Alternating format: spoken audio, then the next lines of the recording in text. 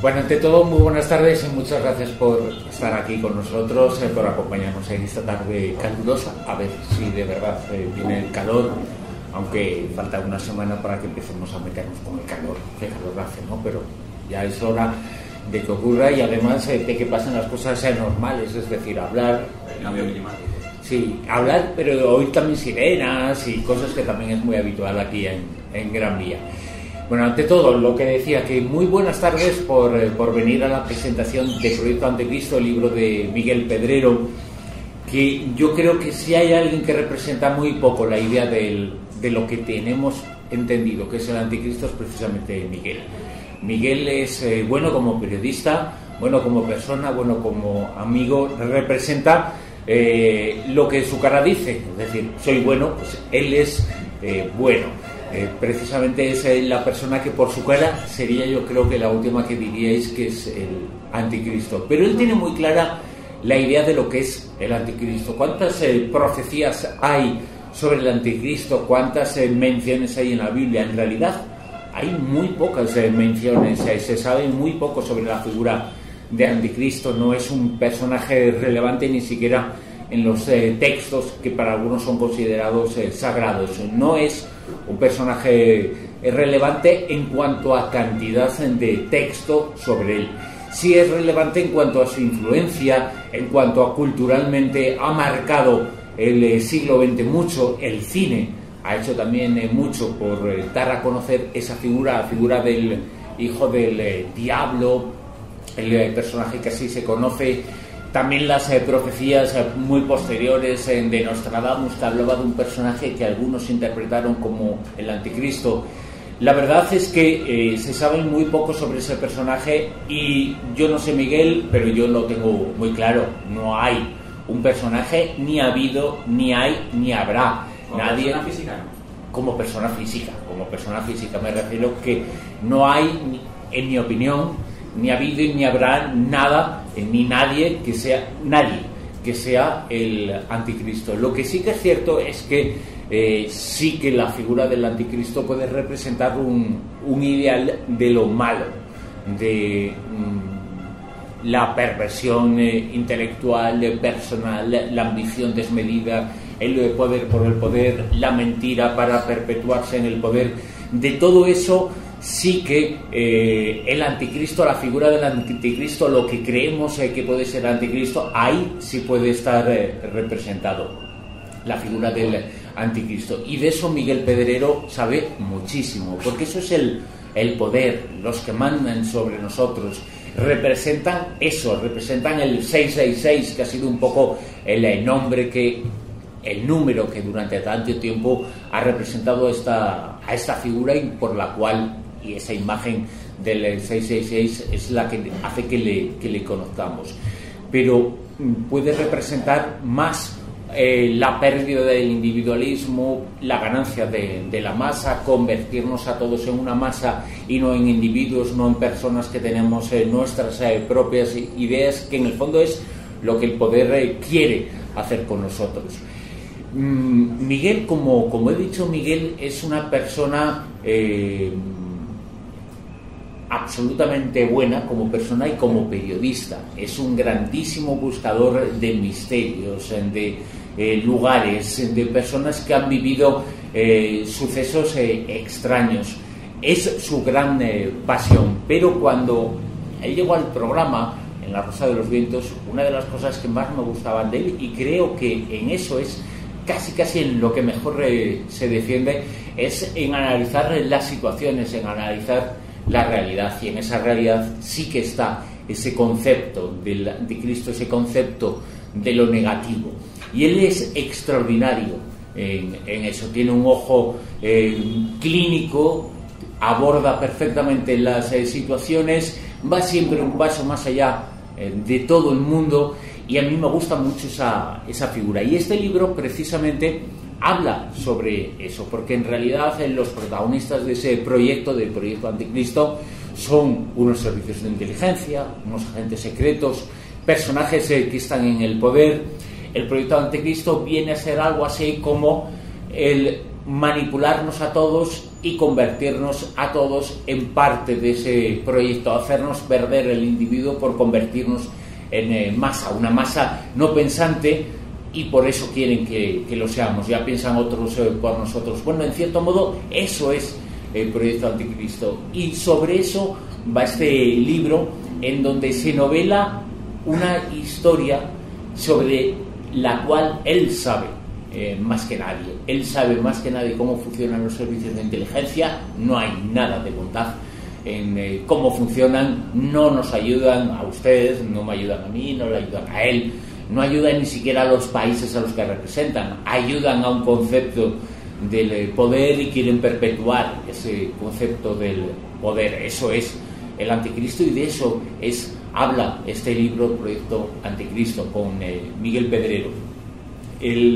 La novela presenta esos ingredientes, esos elementos para dar forma a lo que durante mucho tiempo ha venido a ser ese poder. Unido o no, él habla en este libro de la sociedad Illuminati, que como sociedad sí es cierto que existió, se creó y desapareció, pero en los últimos tiempos hay como una moda para hablar de los Illuminati, y en cierto modo, si extraemos a la parte que los hay, los frikis, los locos con los Illuminati, pero si extraemos la parte en la cual se habla de el poder, los que mandan, los que a veces incluso sin su nombre están, sin su nombre, sin nuestro voto, sin que sepamos exactamente quiénes son, pero están ahí, aunque tengan nombre y apellidos. Sobre eso va el proyecto Anticristo. Ellos son los líderes del proyecto Anticristo. Esa es la sociedad Illuminati. Son esos personajes que están por encima del bien y del mal, que nos dominan, que nos manipulan, que quieren que pensemos de determinada forma, lo que es bueno, lo que es malo, lo que es adecuado, lo que no es adecuado, lo que es correcto, lo que es incorrecto. Aunque lo que ellos digan que sea correcto es correcto para ellos, e incorrecto no quiere decir malo. Lo que ellos dicen que es bueno, adecuado, no quiere decir que sea lo bueno y lo adecuado para cada uno de nosotros, pero sí para ellos. Ese proyecto, esa idea es la base de ese libro. El mal por el mal, el poder por el poder, y yo creo que Miguel es un perfecto analista de estas situaciones, y nadie mejor que él para escribir este libro y para plasmar lo mucho que sabe sobre el comportamiento de los que mandan, y lo mucho que sabe sobre cómo los que mandan utilizan determinadas argucias y determinados elementos para confundirnos a todos o hacernos creer en determinadas cosas. Por lo tanto, yo creo que lo mejor va a ser que hable él. Pero antes sí quiero darle las gracias primero como amigo, darle las gracias por estar en el programa de radio, por estar en La Rosa de los Vientos, por formar parte de la tertulia, por formar parte también del Club del Misterio, con el que abrimos los sábados cada programa, y a veces está Miguel contándonos algunas de las historias en las que él está. Creo que ha enriquecido mucho el programa, ha enriquecido a las personas que estamos en el programa, entre ellas a servidor, a quien les habla, y enriquece también a quien escucha, porque se nutre de su sabiduría. Miguel tiene eso, tiene cualquier cosa menos, insisto, menos la figura del Anticristo, porque no es creíble. Ustedes ya lo ven y ya lo intuyen. Miguel tiene cara bueno y es bueno, pero nadie mejor que él para hablar sobre lo que representa ese 666, lo que representa el mal, lo que representa el proyecto Anticristo. Así que os dejo con él, con el autor de Proyecto Anticristo, que es su primera novela después de muchos libros, 10, 15 libros que ha escrito en los últimos años. Esta es su primera novela. Tiene una ilusión especial en este libro, en este trabajo. Desde hace años lo está moviendo, está trabajando con él, y yo creo que el resultado es extraordinario. Lo tenéis en vuestras manos, muchos de vosotros, y quienes no lo tengáis, no os lo perdáis. Por supuesto, ahí tenéis una caja con los libros, y aquí tenéis a todos para que os lo dedique, y no habrá muchas otras ocasiones, así que bueno, aprovechadla. esta ocasión. Así que os dejo con él para que os hable sobre el anticristo, sobre lo que representa y sobre el proyecto anticristo, sobre esta novela de Miguel Pedrero. Bueno, muchísimas gracias, Bruno. La verdad es que es muy sencillo trabajar con él en La Rosa de los Vientos. A mí cuando me fichó para el equipo tenía un poco de miedo, en el sentido de que Bruno es ante todo amigo, ¿no? Y en el programa iba a ser mi jefe, ¿no? Entonces uno se preguntaba cómo iba a ser eso de trabajar con un amigo que a la vez es tu jefe. A veces eso es algo complicado, ¿no? Pero la verdad es que es muy sencillo trabajar con él, y a mí también me ha enriquecido mucho entrar en La Rosa de los Vientos, porque es un entorno nuevo. A veces tenemos que salir de nuestra zona de confort, y en la tertulia, en el equipo de La Rosa de los Vientos, hay gente que me lleva a la contraria, y bastante, ¿no? Y eso también es bueno, ¿no? Porque eso también le hace a uno profundizar en los temas y muchas veces reconocer que no tiene la verdad absoluta, ¿no? Y que obviamente me equivoco, y me equivoco muchísimas veces, ¿no? Yo creo que esa es yo creo que uno de los grandes aciertos de La Rosa, ¿no? Tener a personas que piensan de forma diferente y que se llevan muy bien, ¿no? A todos los conocía, a todos los conozco, me llevo muy bien, compartimos muchas cosas, aunque tengamos una visión sobre determinadas cuestiones absolutamente diferente, ¿no? Pero yo creo que la tertulia es la demostración de que personas con opiniones, como digo, muy dispares sobre bastantes temas, que a veces no nos ponemos de acuerdo en nada, se pueden llevar bien y pueden compartir y colaborar, ¿no? Yo creo que eso es muy, muy importante. Le agradezco a Bruno que esté aquí, porque tampoco es sencillo, tiene siempre mucho lío, una agenda muy repleta, y se lo agradezco. Y yo le agradezco mucho más que él me haya invitado, insisto, que es de las personas que a mí me gusta. Es que en la tertulia de Los Rosados Vientos hay opiniones dispares, pero si hay alguien con quien estoy de acuerdo y que tengo una visión muy cercana de las cosas, es con Miguel. Por eso a veces me echa un cable.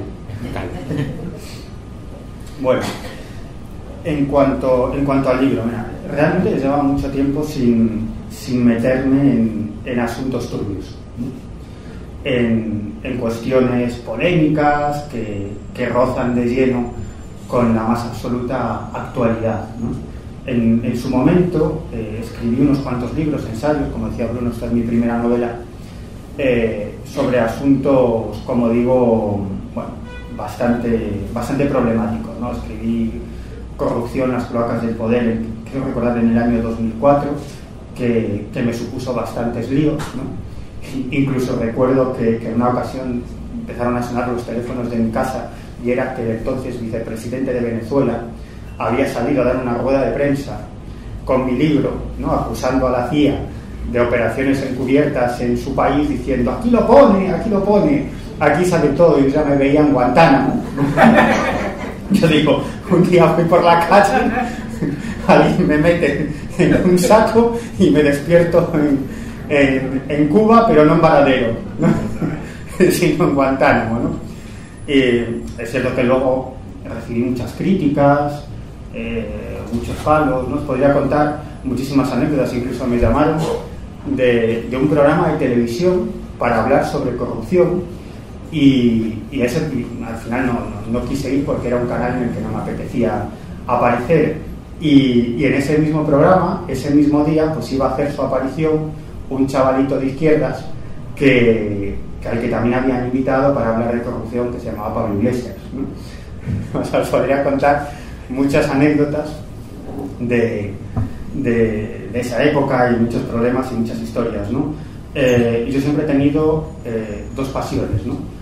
Por un lado, la política y todo aquello que nos ocultan, y por otro lado, todo lo que tiene que ver con los fenómenos paranormales, el enigma ovni, etcétera, etcétera, lo cual en su época, cuando empecé a escribir, cabreaba muchísimo a mis editores, porque me decían que no podía estar en misa y radicando. Decía, vamos a ver, me decían, tú si quieres labrarte una carrera de autor de ensayos serios, no puedes escribir sobre ovnis y sobre fantasmas, ¿no? No tiene sentido. Y de hecho, en su momento recibí bastantes cartas, emails de personas que decían: no voy a volver a leer un libro más de usted, ¿no? Decía, porque me gustó mucho tal libro, el de corrupción, el de claves ocultas del poder mundial, pero he descubierto que usted escribe sobre ovnis, ¿no? Usted no puede ser serio, ¿no? Me decían. Entonces eso cabreaba muchísimo a mis editores, ¿no? Y yo decidí no hacerles caso, porque yo creo que tan reales son unos fenómenos como otros. Y como digo, en un momento determinado, hace cosa de 7 años, 8 años, decidí dejar a un lado esa faceta mía más de investigación, de cuestiones referentes a temas de corrupción, tramas internacionales, oscuras tramas internacionales económicas, servicios de inteligencia, ¿no? Y centrarme en los temas que también me apasionaban, ¿no? Los ovnis, los fenómenos paranormales, etcétera, ¿no? Y esa era mi decisión, y sigue siendo, ¿no? Mi decisión, porque al final uno se da cuenta que al final no cambia nada, ¿no? Que uno se mete en muchos líos, tiene muchos problemas, a veces no duerme con preocupaciones, lleva una vida muy ajetreada, y al final un libro pasa y no cambia nada, ¿no? Entonces uno dice, ¿para qué? ¿No? Y la vida es breve, la vida es corta, y digo, bueno, pues voy a centrarme en este tipo de fenómenos que yo creo que son muchísimo más esperanzadores, ¿no? Pero siempre tenía la historia de este libro, ¿no? de Proyecto Anticristo, ¿no? Que quizás sea la única novela que escriba sobre temas tan problemáticos, ¿no? Esto lo empecé a escribir en el año 2005. Lo empecé a escribir como un ensayo, y enseguida me di cuenta de que como un ensayo no iba, ¿no? Porque estaba ofreciendo demasiada opinión personal, y cuando uno escribe un ensayo tiene que ser muy riguroso con los datos, ¿no? Con las informaciones, siempre tiene la espada de Damocles de las fechas, los datos concretos, los testimonios con nombres y apellidos, porque tú tratas de demostrar algo, una tesis, y tienes que ofrecer pruebas de ello, ¿no? En este caso, lo que tenía eran confidencias de determinados personajes vinculados al mundo de la política, la economía y los servicios de inteligencia, y una serie de informaciones, pero eran confidencias anónimas, ¿no? Con lo cual me di cuenta que eso no iba, y me dije, ¿por qué no una novela? Nadie me podrá decir nada, ¿no? Ya poder decir lo que me da la gana, que como es una novela, pues ya está, es una novela, ¿no? Sin ningún tipo de problema. Los márgenes en la narrativa son muchísimo más amplios, y a uno le da pie para trasladar lo que quiere trasladar sin ofrecer la prueba definitiva, ¿no? Pero en este libro, que muchas escenas, muchos asuntos están novelados, obviamente, también hay mucho de verdad. Precisamente he tratado de trasladar todas esas confidencias de esos personajes que no se quieren identificar, ¿no? Por eso he elegido la novela, por eso he elegido Proyecto Anticristo, y por eso arranco con los Illuminati. Por eso la protagonista de este libro es un personaje que no existe, un personaje literario, pero que me he basado en determinadas características de toda una serie de personajes que he ido conociendo durante los últimos 20 años, ¿no? Que es Ana Maldonado, que es la protagonista de esta novela, que es una agente del CNI, del Centro Nacional de Inteligencia, del Servicio Secreto Español, ¿no? Y una de las cuestiones que intento trasladar es cómo actúan los servicios de inteligencia, sobre todo, que es lo que plasmo en el libro, en una operación de infiltración en un determinado grupo. En este caso es una secta satánica a la que pertenecen personajes muy relevantes del mundo de la política y la economía, y creo que cuento con bastante verosimilitud cómo se realiza una operación de este tipo, una operación para infiltrarse en un grupo determinado, que es algo que hacen constantemente los servicios de inteligencia, igual que sea una secta satánica o que sea un club de fútbol, ¿no? O una peña deportiva, es igual. Cuando un servicio detecta que hay determinados personajes de relevancia, un servicio lo que busca es información, a veces para nada, simplemente para almacenar, para tener, y en un momento determinado pues puede ser útil, ¿no? Y entonces su misión fundamental es recabar información. Cualquier servicio de información lo que busca es obtener la máxima información de todos los ámbitos, os sorprenderíais, ¿no? no solamente de lo que os podéis imaginar, ¿no? Sino también del ámbito de la cultura, de la farándula y de otro tipo de cuestiones. Nunca uno sabe para qué puede servir esa información. Arranco con los Illuminati, ¿no? También, como decía Bruno, aquí veis una ilustración de Adam Weishaupt, que es el fundador de la Orden Illuminati. Sobre la Orden Illuminati se han dicho muchísimas cosas. La mayoría de ellas, la mayoría de lo que está en internet o en blogs y sobre todo en estos youtubers, ¿no? Son exageraciones sin ningún tipo de consistencia, ¿no? En realidad, como decía Bruno, efectivamente la Orden Illuminati existió, no hay ninguna duda. Se fundó una noche, además la noche de Walpurgis, entre la noche del 30 de abril y el 1 de mayo del año 1776, y en el momento de su fundación eran poquitas personas, poco más de 5, ¿no? Estaban Weishaupt, que era el jefe, el comandante de la Orden Illuminati, y 5 o 6 personas más. En principio, con unos objetivos que podemos definir como positivos, ¿no? Ellos estaban en contra del antiguo régimen, ¿no? Estamos hablando de finales del siglo XVIII y el mundo occidental, la vieja Europa, estaba dominada por 2 clases sociales fundamentales: el clero y la nobleza, ¿no? Y ellos pretendían acabar con ese antiguo régimen. Además, sí es cierto que con un objetivo conspiracionista, ¿no? Es decir, ellos lo que pretendían era infiltrar a los miembros de los Illuminati en todas esas organizaciones para hacerlas caer desde dentro, ¿no? Es decir, tenían un plan, tenían unos objetivos para llegar a un determinado fin, que era acabar con ese antiguo régimen, ¿no? Es decir, había una trama muy bien pensada, ¿no? Esto se crea, como digo, en el año 1776. Adam Weishaupt era un personaje fascinante, ¿no? Uno de esos personajes de culo inquieto, ¿no?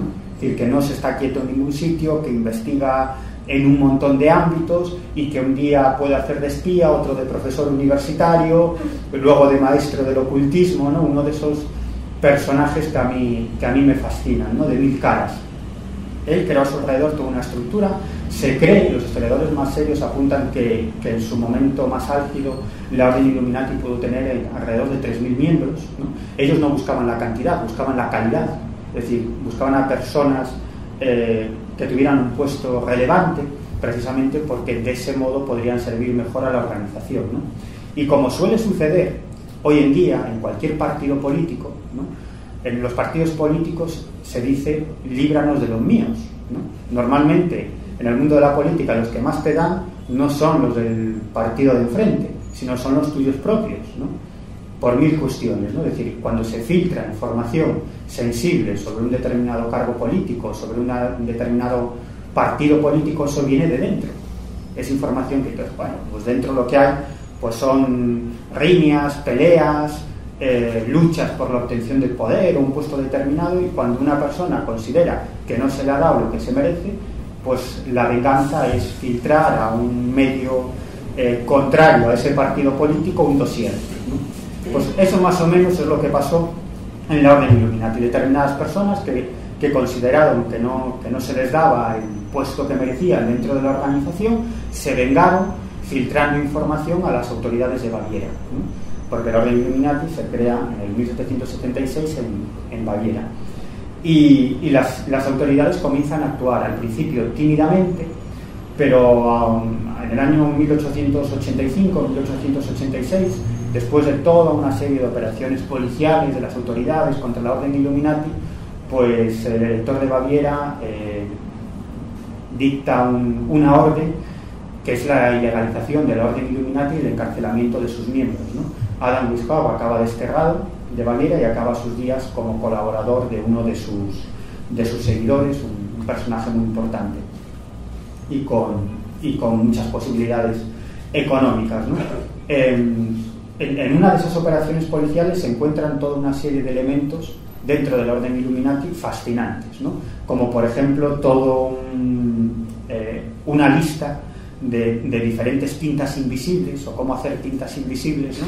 Para pasarse mensajes, o incluso una máquina preparada no solamente para almacenar archivos, sino para destruirlos inmediatamente cuando eso fuese necesario, ¿no? Obviamente no les dio tiempo a utilizarla, ¿no? Sino que las autoridades localizaron toda una serie de documentos que se cree que en esa máquina destruyeron, ¿no? Otros tantos. Las autoridades encontraron documentos internos de la orden en los que se definían como ateos, ¿no? Porque aunque bien es cierto que ellos presentaban una serie de rituales, era como una especie de amalgama, mezcolanza de lo que había, ¿no? Que era pues la masonería, algo de cábala y alguna información o algunas lecturas de Adam Weishaupt sobre magia egipcia, ¿no? Básicamente ese totum revolutum pues dio forma a los ritos y a los dogmas, digamos, de la orden Illuminati. Pero en el fondo lo más interesante no era eso, sino que lo más interesante es que tenían un objetivo determinado y era acabar con ese antiguo régimen, ¿no? Y como digo, pues en el año 1786-1787 oficialmente la orden Illuminati llega a su fin, ¿no? Y aquí se termina todo. Pero eran muchos los miembros. Estamos hablando de 2.000, 3.000 personas. No todos fueron identificados, ¿no? ¿Qué pasó con esa gente, ¿no? ¿Siguieron actuando de algún modo en la sombra o finalmente, bueno, todo llegó a su fin? Bueno, no lo sabremos nunca jamás, ¿no? Pero desde mi punto de vista, aunque la orden Illuminati no hubiese pervivido, ¿no? Sí que años después, décadas después, se crean toda una serie de organizaciones que de una u otra forma son deudoras de esa determinada visión del mundo. Porque los Illuminati, es cierto, muy probablemente es cierto, no tanto como se ha dicho, pero muy probablemente es cierto, que no es que adoraran, pero que tenían como uno de sus símbolos fundamentales a Lucifer, ¿no? Pero a Lucifer no como sinónimo de Satán, ¿no? Sino como sinónimo del ángel caído. El ángel que fue desterrado de los cielos por Dios precisamente por enfrentarse a él, al Todopoderoso, ¿no? Y cuando fue desterrado a caer a este mundo, a esta tierra, él lo que hizo fue ofrecer el conocimiento, ofrecer la ciencia, ofrecer la razón a los seres humanos, ¿no? Por lo tanto, Lucifer es el principal enemigo del antiguo régimen, de la Iglesia Católica, Apostólica y Romana, porque él es el símbolo de la ciencia, del conocimiento, de la luz, de la razón. Y los miembros de la Orden Illuminati muy probablemente eran ateos, es decir, no creían en la existencia de un más allá ni nada que se pareciese. Para ellos Lucifer era un arquetipo, representaba precisamente ese ángel caído que viene a darles el conocimiento, la luz, la razón y la ilustración, y por lo tanto viene a acabar con las creencias y con los dogmas de la Iglesia Católica, ¿no? Bueno, como os digo, y esto es muy curioso porque es también una de las bases del moderno satanismo, ¿no? El satanismo que nace en la segunda mitad del siglo XX, ¿no? El satanismo que creó Anton LaVey y luego otros muchos, la mayoría de ellos es cierto que salieron de la Iglesia de Satán. Y cuando hablamos de satanismo, seguramente, no sé si vosotros, pero mucha gente se imagina a unos tipos ataviados con túnicas, ¿no? Haciendo un ritual muy extraño y sacrificando a algún animal o a algún ser humano, ¿no? Y la realidad es que no tiene nada que ver con eso, ¿no? Los auténticos satanistas marginan o critican enormemente a todas aquellas personas que se dedican en nombre de Satán a sacrificar animales o a hacer el vándalo en cementerios o a hacer pintadas en iglesias, ¿no? Detrás del auténtico satanismo hay una filosofía de vida y una filosofía de ver el mundo, ¿no? Los verdaderos satanistas, los auténticos satanistas son ateos. No creen en el más allá, no creen en la existencia de Dios, no creen en la existencia de los espíritus y mucho menos creen en la existencia del diablo. Para ellos el diablo, en este caso el diablo, pero también Lucifer, al igual que los Illuminati, es un arquetipo, ¿no? Representa lo opuesto a lo que las religiones intentan trasladar o proyectar a los seres humanos, ¿no? Desde el punto de vista de los auténticos satanistas, Satán representa la verdadera naturaleza del ser humano. ¿Os dais cuenta que Satán siempre es representado con atributos animalescos? En realidad los satanistas defienden que los seres humanos no somos más que animales un poco más inteligentes, ¿no? Y que por lo tanto en nosotros está ese afán de competir, ese afán de dominar, ese afán de disfrutar del sexo con total libertad. De hecho, los satanistas, los auténticos satanistas, recomiendan regodearse en los 7 pecados capitales, ¿no? Que ellos dicen que es la base fundamental de la vida de cualquier ser humano, ¿no? Dicen que sin los 7 pecados capitales no podríamos sobrevivir, que son la avaricia, el orgullo, la envidia, la ira, la gula, la pereza y sobre todo la lujuria. Es decir, ellos son absolutamente libertarios en lo que respecta a las cuestiones sexuales o de usos sociales. Ellos dicen que las promesas de la Iglesia Católica respecto al más allá o a cualquier religión y cualquier creencia está muy bien para los pobres y los desheredados del mundo, porque así tienen una ilusión en que cuando fallezcan por fin acabará todo su sufrimiento y serán felices. Pero ellos dicen que los que han experimentado la abundancia no tienen ninguna ganas de ir al más allá y morirse, ¿no? Sobre todo porque ellos consideran que eso no es más que una entelequia, una tontería, una superstición que utiliza la Iglesia Católica para tener dominadas las mentes de las personas, ¿no? Ellos enarbolan la bandera de la competitividad. Dice que somos seres humanos, son neodarwinistas en ese sentido y que por lo tanto somos competitivos y que esta sociedad en la que nos desarrollamos es absolutamente cruel e injusta, como ha sido siempre y como siempre será, porque esa es una de las esencias de cualquier entidad viviente y por supuesto también de los seres humanos. Por eso ellos admiran a los fuertes y poderosos y no admiran tanto a los desheredados del mundo. Los auténticos satanistas dividen a los seres humanos en 2 grandes clases, los pastores y la manada, ¿no? Y ellos aspiran a ser siempre los pastores que dominen a la manada. Por eso odian a los socialistas, a los comunistas y a los humanistas cristianos, porque defienden la igualdad. Y desde el punto de vista del satanismo, los seres humanos no somos iguales, somos desiguales por naturaleza y no nos merecemos ocupar la misma posición o vivir con el mismo bienestar, ¿no? Para ellos, los dioses no son más que la proyección de lo que todo ser humano quisiera ser.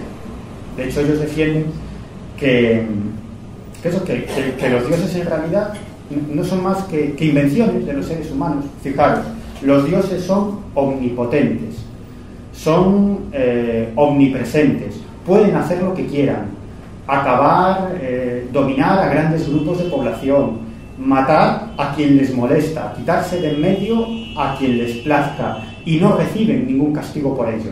¿Por qué? Porque son dioses. Y ellos son los que castigan a los seres humanos, y por encima de ellos no hay nada. Por lo tanto, dicen los auténticos satanistas, en realidad, los dioses no son más que una proyección de los anhelos, de un anhelo que todos tenemos, de lo que quiere ser cualquier ser humano, ¿no? No dejan de ser una mera invención. Y los satanistas dicen, nosotros nos hemos quitado todo esto, nosotros somos nuestros propios dioses, sabemos que no hay premio ni castigo, que cuando este montón de huesos y de carne deje de funcionar, no existirá nada. Por lo tanto, como sabemos que el único premio y el único castigo es aquí, no tenemos ningún tipo de freno moral respecto al premio y al castigo del más allá. Por eso aspiramos a ser los dominantes, los dominadores de la manada, ¿no? ¿Os he convencido? A medias todo. ¿Os he convencido? Bueno, pues bueno, tenía aquí preparados una serie de diapositivas, una serie de historias, pero como me he ido por otro lado, pues voy a continuar por ahí y luego si retomo, pues retomo ese espacio, ¿no? Porque ya me tenía aquí preparado algo, pero ya me lo he saltado y bueno, no importa. Bueno, luego seguimos. Bueno, tampoco nos queda tanto tiempo, pero bueno, lo que os quería contar. En realidad, esta es la base filosófica del auténtico satanismo, ¿no? Es absolutamente individualista, absolutamente cruel y absolutamente materialista, ¿no? Yo, sin embargo, defiendo otra opción, otra visión de la realidad que quizás tenga más que ver con lo que yo denomino humanismo cristiano, ¿no? Porque en realidad todos los ismos, ¿no? Sé que muchos no vais a estar de acuerdo, pero en el fondo parten de lo que dijo un tipo que se llamaba Jesús de Nazaret, ¿no? Que en su época constituyó una auténtica revolución, eso de decir que la vida humana es sagrada, que vale, que todos los seres humanos somos iguales. Bueno, eso era algo absolutamente incomprensible en la época. Y en el fondo todos los ismos, incluso los ateos, como el comunismo, parten de ahí, ¿no? Digamos, entre comillas, en esa acepción tan amplia de humanismo cristiano, ¿no? Que considera que los seres humanos somos sagrados por naturaleza, tenemos alma, ¿no? Y por lo tanto nuestro bienestar está por encima de cualquier otro objetivo, sea económico, político, etcétera, etcétera, ¿no? En realidad el satanismo, que yo llamo neoliberalismo, y aquí ya sé que muchos se van a cabrear, ¿no? Pero desde mi punto de vista, y eso es algo de lo que trato de trasladar en esta novela, ¿no? ¿Sabéis que el moderno satanismo y el neoliberalismo en el que nos desenvolvemos parten del mismo tronco? Esta es una historia fascinante.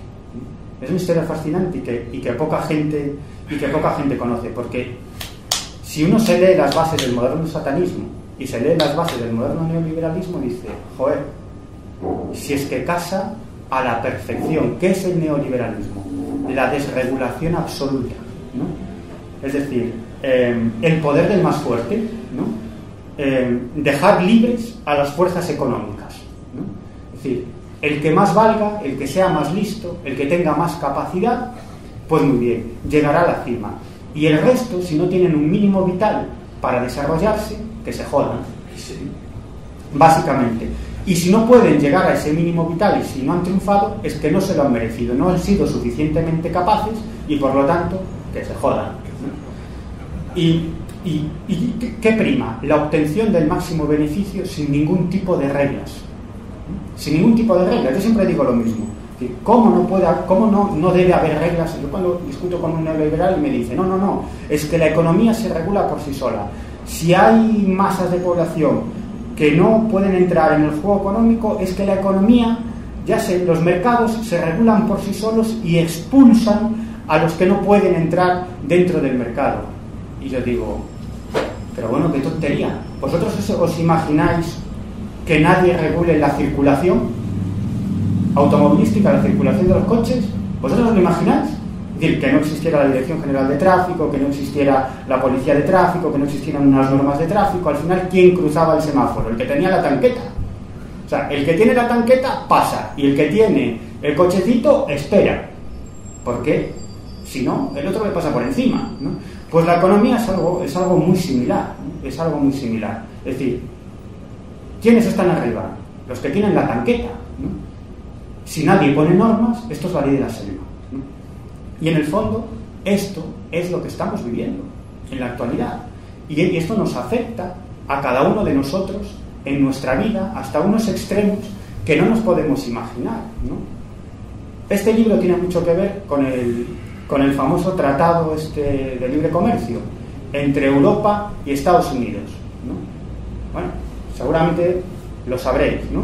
Europa y Estados Unidos están llegando a una serie de acuerdos, un tratado de libre comercio, desregularizando hasta lo máximo la economía, y eso nos va a afectar a todos nosotros. Ese tratado es secreto. Es secreto. Es decir, vosotros no lo podéis saber, ni nosotros, pero que tampoco los políticos, ni siquiera los eurodiputados, que pueden entrar en una sala acorazada con una serie de tipos de seguridad que les dejan consultar durante media hora esos enormes mamotretos que no da tiempo absolutamente para nada y no les dejan pasar ni un blog para apuntar y los cachean para que no lleven ningún equipo electrónico de grabación ni nada que se precie. Bueno, no hace mucho se acaba de filtrar gran parte de las bases del Tratado de Libre Comercio a Greenpeace. Alguien ha filtrado a Greenpeace todo eso. Por cierto, la mayoría de los medios de comunicación, mutis. Y es algo de una gravedad absolutamente extrema, porque en la base de ese acuerdo están todo tipo de desregularizaciones y acabar con todo tipo de leyes de protección social. Que eso es lo verdaderamente importante del Tratado de Libre Comercio, ¿no? Es decir, bueno, todo esto que está pasando tras las bambalinas lo manejan una serie de personajes y una serie de instituciones y una serie de organizaciones enormemente poderosas que manejan toda una serie de instituciones de las que seguramente habréis oído hablar. El Club Bilderberg, ¿no? Cuando dicen, el Club Bilderberg es el gobierno del mundo. No, el Club Bilderberg es solo uno más de los elementos en manos de los que emanan en realidad, que es el sistema financiero, ¿no? Los que manejan el sistema financiero. En realidad el Club Bilderberg, la Trilateral, el Consejo de Relaciones Exteriores, y la Rand Corporation y toda una serie de organizaciones similares, en el fondo sirven a lo mismo, sirven para proyectar una determinada visión del mundo. Hay una escena, un pasaje de la novela, entre comillas, muy interesante, ¿no? Que es el encuentro entre la protagonista, que es Ana Maldonado, esta agente del Centro Nacional de Inteligencia, y un auténtico satanista, ¿no? Un miembro de una organización satánica muy poderosa a la que pertenecen personajes muy relevantes y muy poderosos en el mundo, ¿no? Y tienen una conversación, ¿no? Además aquí en Madrid, bajo la estatua del Ángel Caído, en el Parque del Retiro, ¿no? Y este hombre le dice algo a la gente Maldonado, yo creo que muy interesante, que a mí me han repetido más de una vez. Dice, no te equivoques, nosotros somos idealistas, no buscamos el poder por el poder, no, eso se lo dejamos a otros, ¿no? Nosotros tenemos un ideal de cómo queremos que funcione el mundo, ¿no? En ese sentido somos idealistas, es decir, buscamos el poder para proyectar una determinada visión del mundo, ¿no? Es decir, tienen un ideal, tienen un objetivo filosófico, pero lo interesante, lo importante y político, claro. Y lo importante es que tienen detrás toda una serie de resortes políticos, financieros y económicos enormemente poderosos para llevar a cabo esos fines filosóficos y políticos, ¿no? Por lo tanto, no son un grupo de personas que se reúnan en una determinada asociación, una determinada secta para filosofar, sino que es más que eso. Obviamente se reúnen para filosofar, ¿no? Pero tienen los elementos para convertir esas veleidades filosóficas en realidad, ¿no? Y en el fondo, uno se da cuenta que detrás de todas estas organizaciones están siempre los mismos personajes, sean quizás organizaciones vinculadas más al mundo o al campo o al aspecto de la globalización económica, o quizás a otros más lúdico, esotérico, festivos, ¿no? Por ejemplo, poco después de la desaparición de la Orden Illuminati, 62 años después, tan solo, en el año 1856, se crea la Orden de la Calavera y los Huesos. Seguramente habréis escuchado hablar mucho de ello. Skull and Bones, ¿no? En 1856. 1856. Se crea Skull and Bones, ¿no? Esta es la sede de Skull and Bones, no es ningún secreto. En realidad es una organización estudiantil y la sede, que es este edificio que veis aquí, está en el campus de la Universidad de Yale, ¿no? Los estudiantes se refieren, unos con más recochineo, otros con menos, a este edificio como la cripta o la tumba, ¿no? En el fondo, ¿qué es Skull and Bones? No deja de ser una organización estudiantil, ojo, a la que pertenecen los cachorros de la élite, es decir, los hijos de los poderosos, los hijos de los que manejan el cotarro en Occidente. Allí realizan, es cierto, una serie de rituales que yo no me atrevería tampoco a denominarlos esotéricos, ocultistas, ¿no? Sino tienen también un componente gamberro muy importante, ¿no? Como estudiantes que son. Pero es cierto que sí realizan algún tipo de prácticas que podríamos denominar incluso oscuras, ¿no? Se atavían con túnicas, utilizan una calavera, se meten dentro de ataúdes, ¿no? Tienen que confesar sus anhelos más íntimos o lo que pretenden en la vida, ¿no? Qué es a lo que aspiran, sus gustos sexuales más secretos, ¿no?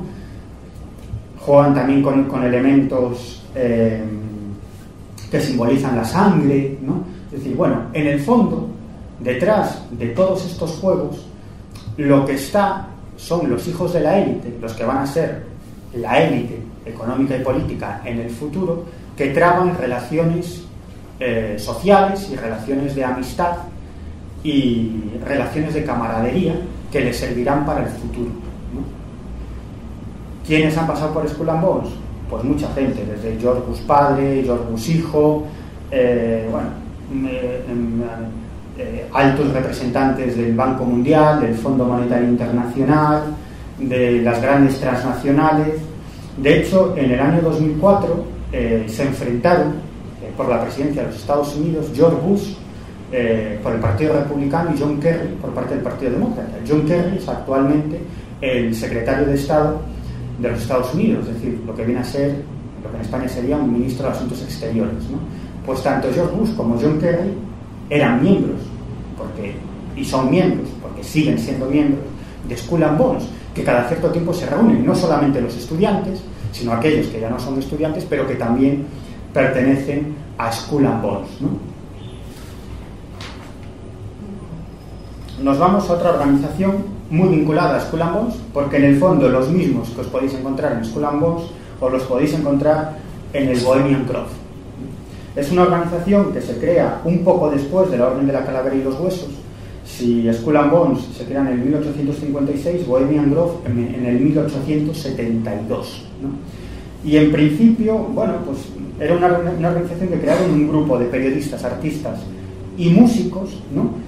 Bueno, para realizar una serie de actividades culturales, pero como necesitaban fondos para esas actividades culturales, empezaron a invitar a políticos, a financieros, y al final ellos acabaron haciéndose con el control de Bohemian Grove. La sede está en un bosque enorme de secuoyas en California, no muy lejos de la ciudad de Los Ángeles, a unos 100 kilómetros. Es un bosque enorme, que está protegido los 365 días del año, las 24 horas al día, por una serie de agentes de seguridad, y además hay empleados que trabajan constantemente para que al menos una vez al año todos los miembros del Bohemian Grove, todos los bohemios, se reúnan para llevar a cabo pues unos días de convivencia, ¿no? ¿Quiénes pertenecieron al Bohemian Grove? Pues podéis encontrar nombres de todo tipo, desde escritores como Mark Twain o Jack London, a multimillonarios como David Rockefeller, Eisenhower, nada más y nada menos, Ronald Reagan, Henry Kissinger, George Bush padre e hijo, esos están en todas, ¿no? Miréis donde miréis, ahí os encontréis de la mano a George Bush padre y George Bush hijo, ¿no? Dick Cheney, que fue vicepresidente de los Estados Unidos con George Bush, o Donald Rumsfeld, ¿no? Que fue secretario de Defensa y el verdadero munidor de la guerra de Irak, ¿no? Que es otra historia que muy poco se conoce, cómo se creó la gran mentira de la guerra de Irak, que tiene que ver con una secta, la secta de los straussianos. Esto no lo digo yo, sino que ha sido publicado en el New York Times y en el Washington Post. No sé si contarlo, tengo poco tiempo, pero bueno, muy breve, ¿no? Antes de que George Bush llegara al poder, toda una serie de halcones del Partido Republicano, es decir, los duros del Partido Republicano, se reunieron en una serie de think tanks, de tanques de pensamiento, ¿no? Algo que conoce muy bien Bruno, porque además escribió un libro monográfico sobre la cuestión del gobierno invisible, ¿no? Y sobre todo alrededor de uno que era el proyecto Nuevo Siglo Americano, ¿no? Detrás del proyecto Nuevo Siglo Americano estaban una serie de personajes que seguían las máximas de un filósofo alemán llamado Leo Strauss, ¿no? Es conocido como el filósofo de la guerra perpetua, ¿no? Él consideraba que los seres humanos se dividían en tres grandes grupos, ¿no? Por un lado el vulgo, es decir, la mayoría, los que despreciaba, ¿no? Porque consideraba poco más que animales a los que simplemente hay que entretener porque no tienen la fortaleza del espíritu suficiente para ver la realidad cara a cara y no venirse abajo por ello. Luego estaban los gentiles, que eran aquellos dentro del vulgo que se destacaban, ¿no? Porque buscaban la gloria, ¿no? Y luego estaban los sabios, que eran los que manejaban todo desde las sombras los auténticos sabios, los auténticos tenedores del conocimiento, ¿no? Y los sabios lo que tenían que hacer era manejar a los gentiles y al vulgo, ¿no? Entonces, Leo Strauss recomendaba que los gentiles eran los políticos, los que daban la cara, las relaciones públicas, ¿no? Pero en el fondo quienes manejaban eran otros, ¿no? Que eran los sabios, ¿no? A los que, según Leo Strauss, había que proteger, porque ellos eran los únicos que podrían mantener en pie las civilizaciones, ¿no? Entonces él decía que los gentiles pues tendrían que ser gente religiosa y patriotera, ¿no? Es decir, que enarbolaran ese sentimiento de las masas de religiosidad y patriotismo, ¿no? Y anhelo de valentía y tal, ¿no?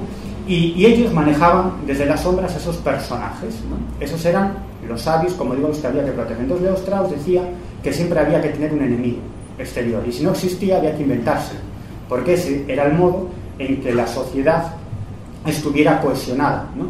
Si no, se podrían producir toda una serie de problemas sociales. Si hay un enemigo exterior, pues las diferencias entre las masas desaparecen y uno puede enarbolar esa religiosidad y ese patriotismo, ¿no? Para tener a las masas unidas y hacer con ellos lo que los sabios consideren oportunos, ¿no? Y de hecho, todos estos straussianos, que entre otros eran Donald Rumsfeld, Dick Cheney, Richard Perle, Condoleezza Rice, bueno, toda una serie de personajes que luego ocuparon los puestos más relevantes en la primera administración Bush, consideraban que el gran enemigo era China y que era necesario el control de las reservas energéticas de Oriente Medio, ¿no? No porque Estados Unidos lo necesitara, que no era así, ¿no? Estados Unidos tiene de sobra segura todas sus reservas energéticas, ¿no? Ellos no era que lo necesitaran, querían tener la llave del grifo, ¿no? Precisamente para tener controlado la industrialización de China, ¿no? Al que consideraban el gran enemigo, por encima de Rusia, ¿no? Y de hecho realizaron toda una serie de estudios cuya conclusión era que en el año 2030-2040, si no se paraba a China, sería la primera potencia mundial, la primera potencia económica, la primera potencia industrial, y en camino de convertirse en la primera potencia militar, ¿no? Entonces decidieron que había que tener el control de las reservas energéticas de Oriente Medio. Y entonces tenían un plan. El plan era, esto os estoy hablando mucho antes del 11S, mucho antes de la guerra de Irak. El control de Afganistán, conquistar Afganistán, Irak, Siria e Irán. Ese era el plan. Llegar al poder y en un plazo de una década tener el control de esos 4 países, por la cuestión de las reservas energéticas, de llevar una serie de oleoductos desde las repúblicas soviéticas, pasando por Irán, etcétera, etcétera, para llevar ese petróleo y ese gas a Occidente y tener la llave de China. Te doy, te quito, te doy, te quito. Y ese era el plan, pero ellos decían en un informe que la única manera de poder llevar a cabo ese plan tan grandioso y tan importante era que se produjera un nuevo Pearl Harbor en territorio norteamericano, es decir, un ataque terrorista del que se pudiera culpar a esos enemigos, ¿no? A los que luego habría que conquistar convenciendo a la opinión pública, ¿no? No estoy diciendo que esta gente tuviera nada que ver con el 11S, ¿no? No lo sé, lo desconozco, ¿no? Lo propiciaron. Bueno, no lo sé, pero el hecho es que ellos en esos informes decían que la única manera de poder llevar a cabo esos planes era que se produjera un nuevo Pearl Harbor en suelo norteamericano. Efectivamente consiguieron llegar al poder, se produjo ese nuevo Pearl Harbor, que fue el 11S, y a partir de ahí se desencadenó todo, se desencadenó la invasión de Afganistán, y luego fueron a por Irak, pero con Irak no tenían nada, ¿no? Pero había que conquistar Irak. Entonces, Donald Rumsfeld, que era secretario de Estado, Dick Cheney, vicepresidente de los Estados Unidos, Richard Perle, el jefe el principal asesor de defensa de George Bush hijo, o el otro, el que fue presidente del Banco Mundial, Paul Wolfowitz, que entonces era el jefe del Pentágono. Bueno, pues todos estos presionaron a la CIA para que realizara informes falsos sobre la tenencia de armas de destrucción masiva por parte de Irak, ¿no? Pero la gente de la CIA, los directivos de la CIA, que no son estúpidos, dijeron: No, nosotros os vamos a informar de la verdad. Y vosotros, como políticos, vosotros sois el que tenéis el poder ejecutivo de decisión, decidís lo que consideréis oportuno. Pero nosotros vamos a decir la verdad, porque luego, cuando se descubra el pastel, vosotros os vais a lavar las manos diciendo, no, es que esto nos entregaron informes falsos. Entonces, nos creímos esos informes y conquistamos Irak. Entonces la CIA dijo, no, se resistieron, ¿no? Hubo muchísimas presiones, pasaron muchísimas cosas. Y entonces Donald Rumsfeld ideó la solución, crearon un servicio secreto paralelo. Algo muy curioso, ¿no? La Oficina de Planes Especiales, así lo tituló, y ahí contrató una serie de agentes a los que puso bajo el control de un prominente straussiano, ¿no? Además, alguien que escribió un capítulo de un libro titulado Leo Strauss y los servicios de inteligencia, cómo había que utilizar los servicios de inteligencia para llegar a los objetivos que planeaba Leo Strauss, ¿no? Pues a ese tipo es el que Donald Rumsfeld pone de jefe de la Oficina de Servicios Estratégicos. ¿Cuál era la finalidad de esa oficina? Crear informes falsos que vincularan a Irak con las armas de destrucción masiva para luego eso trasladarlo a los medios de comunicación y a las organizaciones internacionales, ¿no? ¿Os acordáis de Powell, el que entonces era el general Powell, que entonces era sí, era entonces el máximo dirigente de las Fuerzas Armadas norteamericanas en la ONU, intentando convencer de que Irak tenía armas de destrucción masiva y enseñando unas fotografías medio borrosas en las que se veían unos camiones y él decía que eran armas de destrucción masiva? Bueno, no había más que verle la cara para decirle, este no se lo está creyendo, y lo han empujado ahí para que lo dijera, porque tenía una cara de ¿qué cosas estoy contando? Y luego él lo reconoció, ¿no? Que él recibió presiones para decir que Irak tenía armas de destrucción masiva, pero él no tenía esa información, ¿no? ¿Os acordáis a Aznar mirando a la cámara y diciendo, me tenéis que creer, miradme a los ojos, Irak tiene armas de destrucción masiva, ¿no? Él no lo podía saber, pero ni él ni nadie, o el primer ministro británico, ¿no? Diciendo lo mismo, que además no hace mucho se disculpó, ¿no? Pidió perdón, ¿no? Y además vinculó la guerra de Irak con la creación del ISIS, ¿no? Bueno, pues detrás de todo esto estaban los planes de esta gente. Bueno, me desvío completamente del tema. Está bien. De lo que quería contar. Bueno, y uno de los personajes que está detrás de toda esta historia, es un tipo de nombre impronunciable, Zbigniew Brzezinski. Bueno,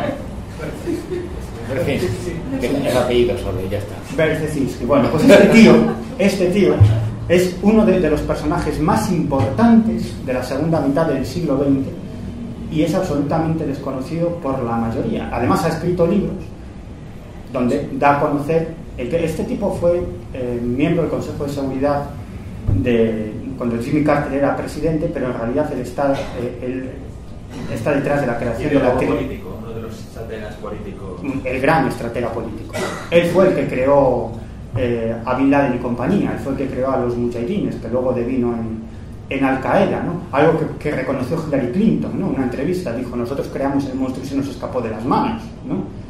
Bueno, es lo que dicen siempre, ¿no? Luego dentro de 20 años dirán lo mismo sobre los de ahora, ¿no? Creamos el monstruo y se nos escapó de las manos. Bueno, pues en realidad él fue el verdadero creador de eso. Es decir, es más, él cuenta que en cierto modo obligaron a la Unión Soviética a conquistar Afganistán. Es decir, les pusieron el queso para traer a los ratones, ¿no? A la trampa. Es decir, idearon toda una estrategia para facilitar la conquista de la Unión Soviética de Afganistán. Y una vez que estaban dentro, darles candela. Precisamente para que eso sería un golpe moral enorme a la Unión Soviética. Es decir, que no podían controlar ni un país tercermundista que era Afganistán. Luego a los americanos le pasó lo mismo, décadas después. Conquistaron Afganistán, pero tampoco pueden controlar todo el territorio, tienen grandes problemas y hubo una sangría económica. Precisamente eso es lo que Brzezinski quería que hicieran los soviéticos, que sangraran desde el punto de vista militar y desde el punto de vista económico en Afganistán. La verdad es que es un tipo con una mente absolutamente privilegiada.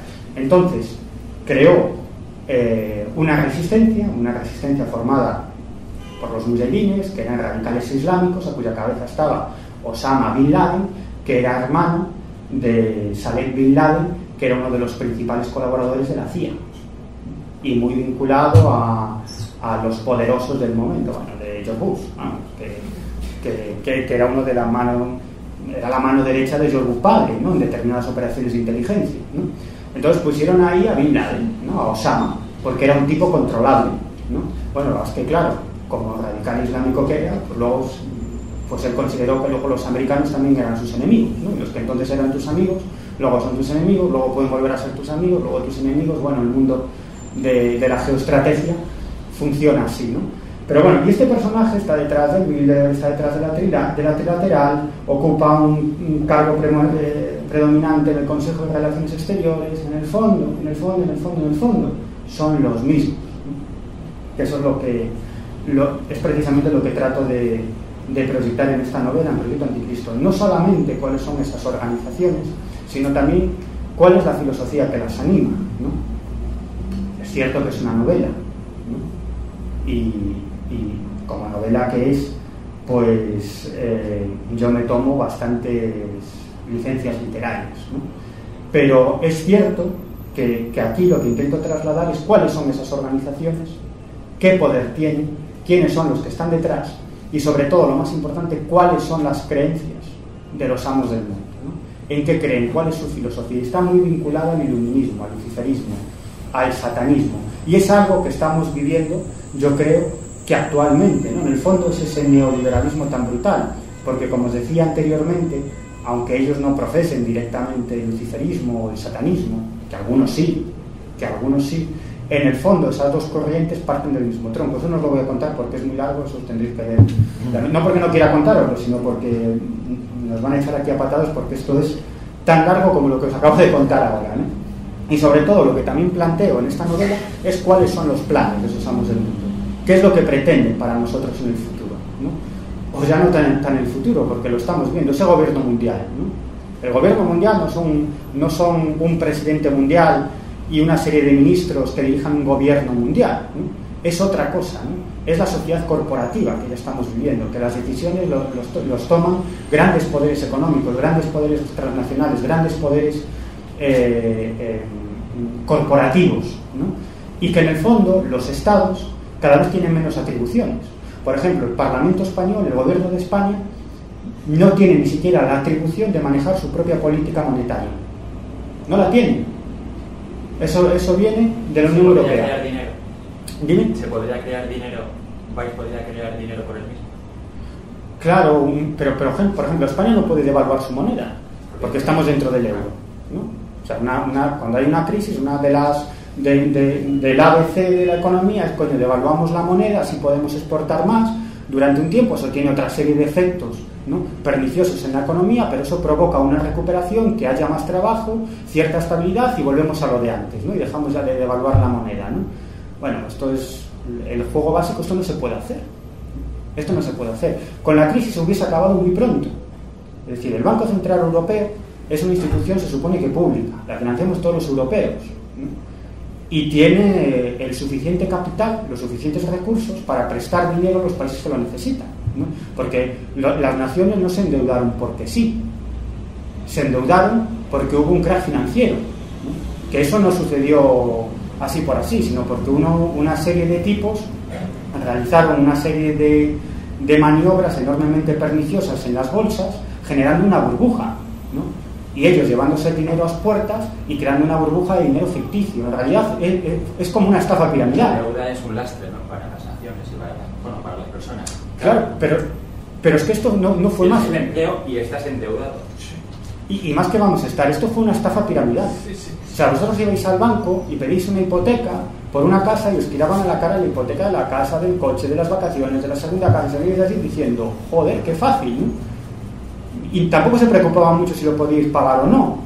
Bueno, pero es que el negocio era otro. El negocio era hacer paquete con todas las hipotecas y vendérselo a otro banco por el doble, que ese banco se lo vendía a otro por el triple, ese por el cuádruple. En el fondo, una estafa piramidal. Y en el fondo, como eran grandes ventas, ¿no?, los directivos pues se llevaban pues un gran porcentaje de esas ventas, pero era dinero ficticio, lo estaba creando una burbuja, en algún momento tendría que hacer ¡pum! Y nos íbamos todos a tomar por el saco, como luego pasó, ¿no? Y eso es lo que pasó. Entonces los estados, claro, tienen dos opciones: o dejar caer el sistema financiero o rescatarlo. Si dejas caer el sistema financiero, cae la gente, porque todos los ahorros que tenemos nosotros se esfuman, y esto es el caos. Con lo cual, ¿cuál es su obligación? Coño, salvar al sistema financiero, con lo cual entras en deuda. Tú imagínate que tú tienes un problema porque no puedes pagar el piso, el alquiler o la hipoteca, y debes 10.000 euros. Y yo, que soy tu colega, te los dejo, te doy 10.000 euros. Y luego resulta que tú te recuperas, ¿no? Y yo tengo un mal momento porque te he dejado 10.000 euros y digo, oye, ¿qué debo este mes? Y tú me dices, vale, te dejo 600 al 10%, ¿no? Pues esto es más o menos lo que pasó. O sea, los estados le dan dinero al sistema financiero para que se recupere, y cuando necesitan el dinero le dicen al 10%. Y tenemos deuda. Y como no puedes pagar la deuda, empieza a privatizar, ¿no? Empieza a privatizar y compramos cositas, ¿no? Eso es un poco lo que ha pasado con la crisis económica. Es decir, ¿de qué estamos hablando? Pues de una enorme estafa, ¿no? De una enorme estafa. Y que eso, y entonces, pues deuda, de una deuda absolutamente impagable, ¿no? Es decir, ya no podemos pagar esa deuda, ni la podremos pagar nunca jamás, ¿no? Y ahí está el truco de esta historia, ¿no? Es decir, que al final todo esto a veces... Esos ciclos vamos a vivir. A veces esto parece más complicado, pero no es muy complicado, ¿no? Es decir, cuando lees a determinados economistas que se salen, digamos, de la línea marcada, y dicen, si es que esto no es tan complicado, si utilizamos una jerga para que no la entendáis. O sea, pero que tampoco es tan complicado de entender, ¿no? Lo básico de esta historia, ¿no? O sea, y como os decía, esto es muy fácil. Si el Banco Central Europeo hubiese dejado dinero a los países al 0% de interés o al 0,5%, ya estaba. Y lo podían hacer, pero no. Hay una norma dentro de la Unión Europea que impide que el Banco Central Europeo le preste dinero directamente a los estados. No se puede. Es acojonante. Se lo tienen que dejar a los bancos, que a su vez se lo prestan a los estados. Con lo cual ellos se lo prestan al banco al 0,5% y el banco se lo presta al Estado al 10%. Fantástico. O sea, es un negocio redondo, ¿no? Sí, ¿no sería más fácil que el Banco Central Europeo le prestara a España, a Grecia, a Italia el dinero al 0,5%? O al 0%, o al 1%, no sé, ¿no? En vez de dejárselo a tal banco que se lo deja a los pobres griegos al 10%, ¿no? No lo sé. Es decir, que esto, cuando miras un poco, te das cuenta que detrás de muchas normas y de muchas historias lo que está es el poder, ¿no? El poder real, que es lo que dicen los auténticos satanistas, ¿no? Todo lo que las masas ven, o gran parte, es entelequia, es un teatro, pero el mundo es poder, ¿no? Es poder. Y quien tiene el poder ejerce su poder, y quien tiene el poder dicta las leyes, ¿no? Por ahí va un poco la historia. Bueno, no he pasado, creo que he llegado a 3 fotos. Creo que he llegado a 3 fotos, pero creo que no tenemos tiempo para más. Se derivan muchas cosas. Muchas cosas, sí, sí. Yo quería decir algo Sí. que puede ser importante para la gente de los. ¿Sí? Hola. Hola. Me he enterado que la gente tiene hipotecas, que viene el banco a pedirles, oye, que me debes el dinero y si no te pago. Que la gente tendría que enterarse si ese banco sigue siendo dueño de la hipoteca, porque claro, si no es el dueño, porque se lo ha pasado en un paquete a otro banco, no le puede exigir, porque no es dueño de su hipoteca. Claro. Y sabiendo eso, tienes una manera también de... ¿Sabes? Sí. Y yo sé que hay personas que han conseguido salvar sus casos, por lo menos su deuda, ¿no?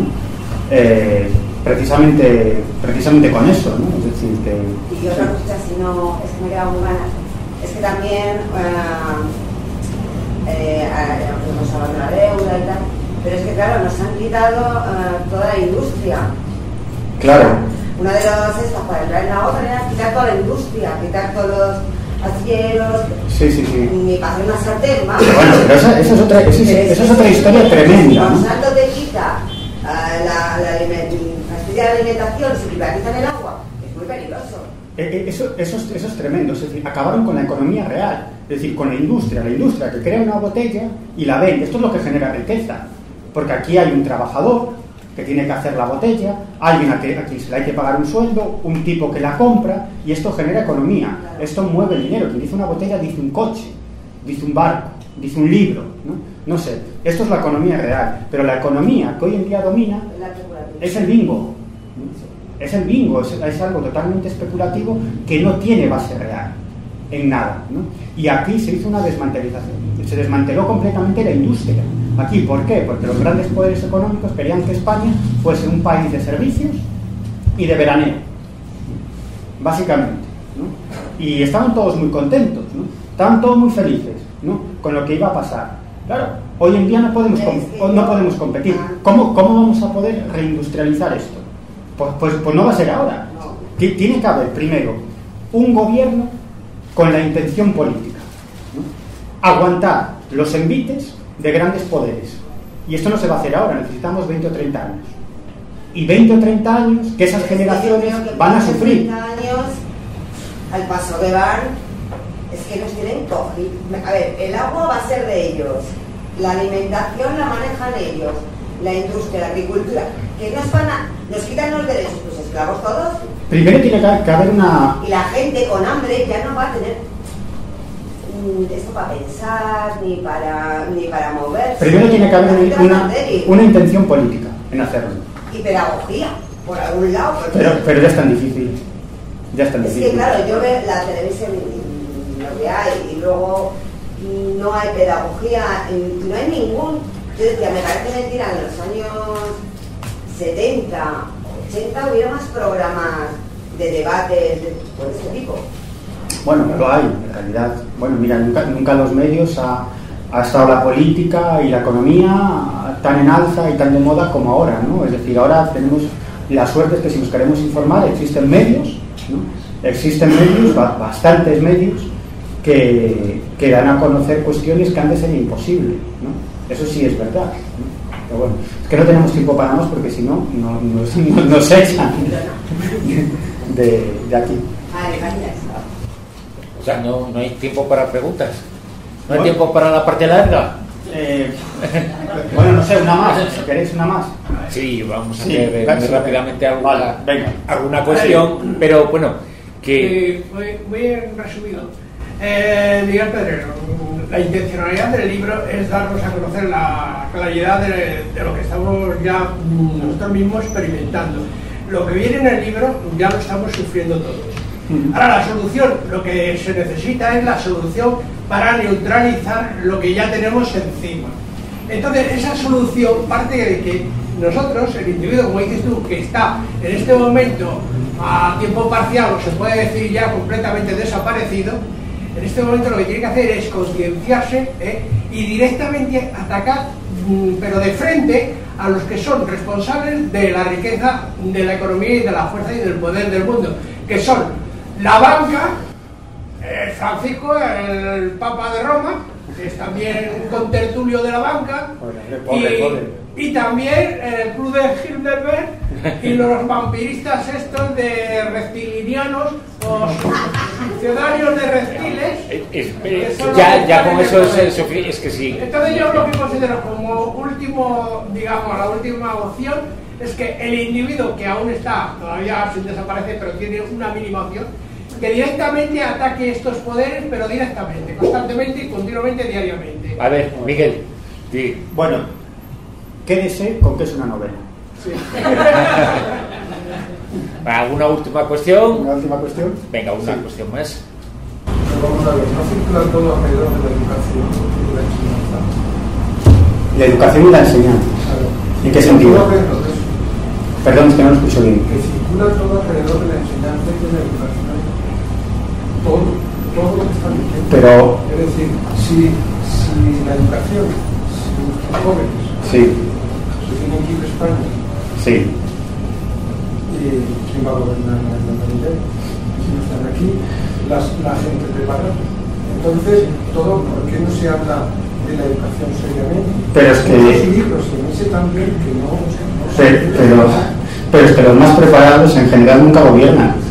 los más preparados gobiernan muchas veces. Normalmente gobiernan los más listos. No, gobiernan los más ricos. Bueno, los más O ricos. los que nacen en la familia más rica. Bueno, o los que se saben mover mejor, pero no los más inteligentes, sino los más listos, que es diferente, ni los más preparados. Sino, A los que ellos preparan. Claro. Ahí está claro. ¿Qué enseñanzas le dan? Hay un tregua entre la inteligencia, entre la destreza y entre otras cosas del ser humano.